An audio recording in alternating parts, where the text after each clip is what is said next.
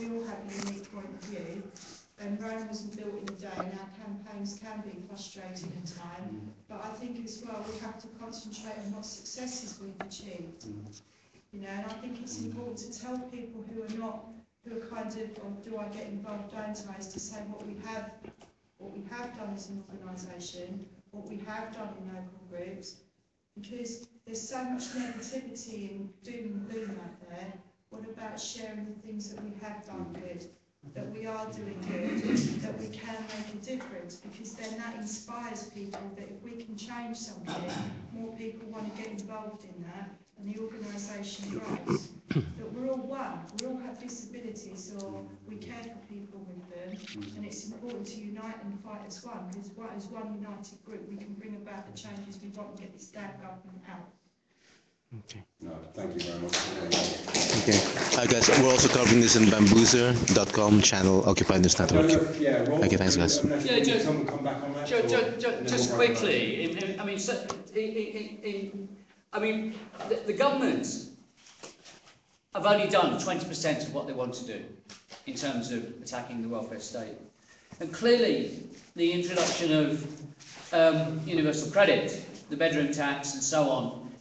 In the spring is going to be the next stage of a major increase in the offensive, and I think, you know, we have seen the sort of, you know, massive fightbacks in the last couple of years. We saw the big strike on the 30th of November 2011, the big demonstrations last year, and actually only how many weeks ago was it? On a Saturday in Lewisham, against the closure of the local hospital, 25,000 people demonstrated. So, and I think, you know, we're having our first organising meeting in Islington. I'm part of the Islington group as well on Tuesday to organise in defence of the attack on our local hospital. We've got a meeting room of 300 people. We've realised we're going to have to put TV screens outside the meeting room so we can have an overflow meeting in the car park outside, because 300 people isn't going to get all the people who want to come to the organising meeting to organise the campaign. So I think we are on the verge of potentially a massive increase in the level of fight back over the health service. We're organising a London-wide meeting on the 9th of March with Defend Council Housing and a number of other benefits campaigning groups to campaign against universal credit, against the attacks on housing benefit, and so on. And, you know, the local groups, I think that even if you've got a local group meeting at the moment, 3 or 4 people, it's worth sustaining that, because when they come to close a day centre or a residential establishment in your area, I tell you what you should do: you should occupy it. Last year, when we were involved around Remploy, and the Barking Remploy factory came within a whisker of occupying. If they had occupied, I think it would have ignited a torch which would have seen a campaign which would have stopped the closure of Remploy. And we are waiting for that moment, really, in a way. We saw a glimpse of it 2 or 3 weeks ago in Lewisham. We are going to see something similar. We had a demonstration of 5,000 people 2 years ago against an attack on the A&E in our local hospital in Islington. This time it's going to be much bigger. So I think keep the local groups going, where you can get them, engage them in the defence of your local hospitals. Let's build for the meeting in Central London at the University of London Union on the 9th of March. But remember, you know, we are part of a much bigger fight. Disabled people, according to the government stats, 20% of people of working age, that's about 6.7 million people, something like that, are disabled. Obviously, if you extend that figure right across society into, you know, young people and the older people, the figure's much bigger. We are a significant part of this community, this society. Sometimes we're the most hidden part of this society. DPAC is, what we're about is saying we're not going to be invisible while you take our services. We are going to be very visible, very vocal, and we're going to be a part and a very central part to what I think is likely to be a rising tide of resistance to what the government's doing. So stay in there and get involved in the other stuff as well. Thanks very much, Alan.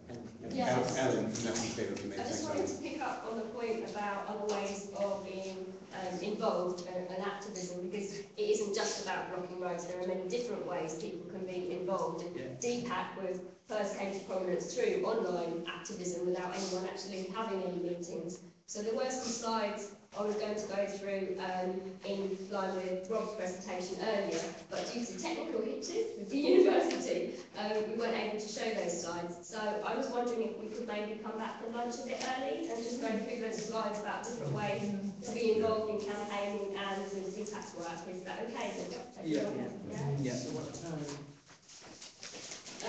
15 minutes early, so... Yeah, if people are okay with that. And I'll just, half hour long enough for lunch. then I'll just pull this session and wind it up together, and we'll quickly break for lunch. With just from the National Committee itself to add to that, is not just that the work DPAC has done is inspiring other people way beyond our ranks. Not just in terms of groups like Defend Council Housing and other groups fighting against the welfare benefit attacks and the bedroom tax and universal credits, but also in the trade union movement. Any of us have been involved in this after the Atos week of action, where we're just getting swamped by calls for going all around the country ahead of the big national demonstration in central London last November, whatever it was, where people wanted to hear from DPAC, people looked to what we've done.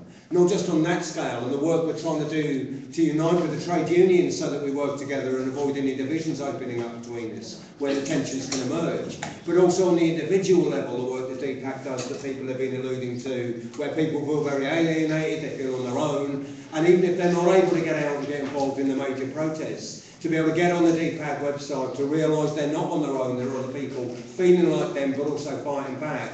Any of us who have been involved in it, we get the phone calls, we get the texts, we get the emails saying thank you DPAC for being there, you've saved my life, you've left me feeling that I am supported somewhere, that my voice is beginning to get heard. We're giving that message out, and we should again take some credit for that, but notwithstanding that we have to get this organised. So I think it's been a very useful session this morning, particularly the discussion about how we support and work together to help maintain and sustain our organisations. So I think that's an excellent point at which we can sort of break for lunch here. Just on lunch itself, money, as we know, we're trying to get more. We don't have a great deal of resources, so lunch is a bit cobbled together, and it's a bit DIY. We do have some bits and pieces for making sandwiches, and we have some juices and soft drinks and water available. Apologies, we haven't been able to allow a bit more of a spread from that. Okay. And thanks people for agreeing that we'll come back for lunch a little bit early. And there is a canteen available, which I don't have directions for, but there'll be other people who can direct you to that. Okay, thanks for joining us. At 1:15, if we can try and get back sharpish for about 1:15. Okay, see you back at 1:15, guys. Your attention this morning.